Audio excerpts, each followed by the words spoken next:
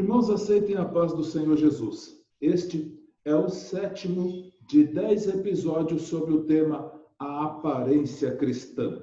E nesse episódio, nós queremos falar sobre a vestimenta. É comum as pessoas vestirem roupas apropriadas para determinadas ocasiões. Elas põem uniforme para trabalhar, vestem roupas bonitas para passear, e tem roupa até para dormir, que é o chamado pijama. Você já imaginou que quando vai à igreja deveria ter o mesmo cuidado? Nesse raciocínio, muitas igrejas em seus dias de culto não representam os interesses de Deus, apenas os interesses individuais e egoístas de cada um. Pois mais parecem um desfile de moda, além de constranger aqueles que não têm uma roupa bonita para vestir. Quando vamos à igreja, devemos nos portar perante Deus de forma que Ele venha a se agradar de nós como um todo, internamente, de um coração sincero, e por que não externamente também? Afinal, o nosso corpo é templo do Espírito Santo. Em 2 Coríntios, capítulo 6, versículo 16, a palavra diz: "E que consenso tem o templo de Deus com os ídolos? Porque vós sois templo de Deus vivente.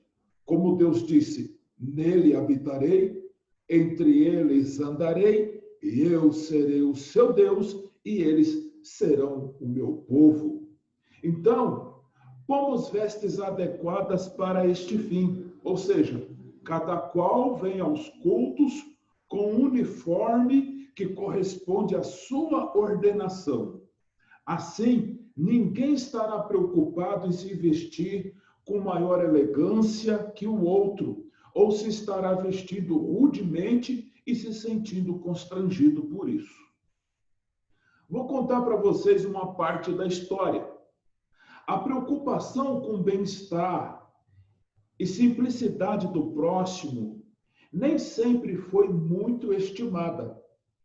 Há quase 2 séculos atrás, o Evangelho de Nosso Senhor Jesus Cristo chegou ao Brasil através de alguns missionários americanos e com eles nos foram impostas suas culturas.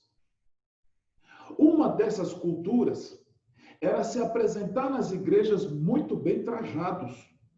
Em especial, o homem vestia paletó, gravata e chapéu, sob um bom pretexto de que devemos nos portar com vestes decentes. Tudo bem? Este conceito americanizado se difundiu de tal modo nas igrejas que, na época, passou a ser lei estatutária, de forma que, se o irmão escalado para realizar a preleção fosse apanhado sem o seu paletó e gravata, era imediatamente suspenso de suas atividades. É coeso que vestes não implicam em mandamento. Trata-se apenas de uma simples questão de merecido zelo. E neste assunto, mais uma vez, não há melhor exemplo a seguir do que o espelho da igreja, Jesus Cristo. Sabemos que em sua natureza terrena, ele é ilustrado com compridas vestes. E alguém pode acertadamente afirmar que ele convivia com tradições de origens locais, de povos e raças com etnias diferentes das nossas. Porém, nos céus, os santos anjos e os salvos em Cristo são revelados a João sem distinção de raça e também vestidos assim. Veja Apocalipse capítulo 6, versículo 11, parte A do versículo. "E foram dadas a cada um deles compridas vestes brancas." Do período apostólico até o dia de hoje, em termos culturais, o povo do Oriente Médio, continente asiático e continente africano mantém basicamente os mesmos padrões. Esta, apesar de ser uma tradição deles, é mais antiga que as tradições dos Estados Unidos.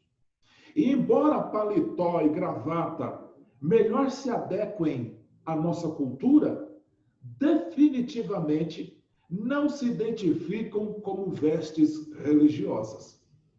Enfim, se tivermos que definir quais parâmetros estão no perfil da trajetória cristã, com certeza não são tipos de vestes sociais que melhor se adaptam a executivos de atividades materiais e nada tem a ver com o Evangelho de Cristo. Quando você vê um homem de paletó e gravata, de acordo com a circunstância, você pode imaginar que é um executivo qualquer, um advogado, um empresário, um político, menos que seja um homem de Deus. A partir daí, os assumidamente evangélicos, mesmo sendo alvos de zombaria na época, passaram a andar pelas ruas carregando pomposamente uma Bíblia debaixo do braço. Essa era uma forma de dizer assim: não me envergonho do Evangelho de Cristo, porque é poder de Deus. Isso está em Romanos capítulo 1, versículo 16, parte A. Era também uma forma de se distinguir dos demais como um povo separado para Deus, prática tão difundida no mundo que é comum até os dias de hoje.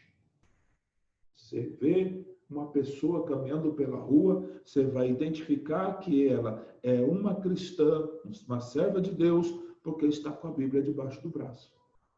Se voltássemos no tempo, na era em que foi instituído o sacerdócio, poderíamos observar que as autoridades eclesiásticas também eram vestidas visivelmente percebidas por suas vestes.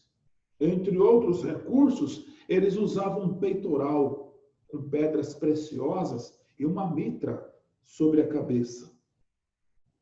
Isso está em Êxodo, capítulo 28, no versículo 15 ao 30. Alguns profetas, tal como João Batista, era reconhecido por vestirem pelo de camelo. Está em Mateus, capítulo 3, no versículo 4. Por que os sacerdotes e os profetas se vestiam de modo diferente? Pelo mesmo motivo que, há milhões de anos depois, os irmãos passaram a colocar a Bíblia debaixo do braço. E pelo mesmo motivo que usamos uniforme. Não estou falando mal, não estou falando bem. Eu estou explicando para os irmãos os motivos das coisas. Porque queremos dizer ao mundo que somos de Cristo. E é nosso prazer que isso fique bem claro. Tudo isso nos mostra que não podemos pegar um versículo isolado da Bíblia, como Mateus capítulo 23, versículo 27, para associar o uso de vestes sacerdotais com os objetivos de fariseus que se preocupavam somente com a aparência exterior. Não podemos ignorar tantos personagens bíblicos que usavam uniformes sem a menor presunção. Amém? Este foi o 7º de 10 episódios sobre a aparência cristã. Fiquem com Deus. Deus abençoe a todos. Muito obrigado. A paz do Senhor Jesus.